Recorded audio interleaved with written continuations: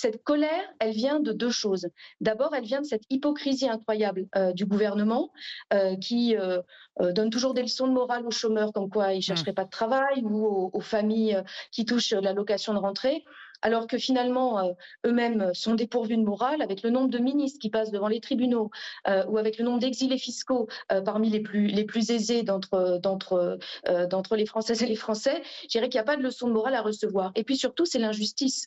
Et là, dans le plan Bayrou, non seulement ce sont ces 2 jours fériés, ce sont de 2 jours gratuits que les travailleurs et Mmh mh. travailleuses devraient offrir, mais c'est aussi cette hausse d'impôts sur le revenu qui est proposée par M. Bayrou. Ils disent partout on ne veut pas augmenter les impôts, mais en réalité, ils veulent augmenter les impôts sur le revenu de 7,6 milliards d'euros, ce qui représente une augmentation de 8,5%. Et c'est sur les classes modestes que ça va être le plus porté, à savoir une réduction des revenus de 1% sur un an pour les plus modestes et de seulement 0,3 pour les plus aisés. Donc vous voyez bien que là, c'est totalement inacceptable par les gens et nous comprenons cette colère qui s'exprime et qui doit, je dirais, s'exprimer de manière pacifique, mais c'est aussi républicain, démocratique que de manifester, que de faire la grève.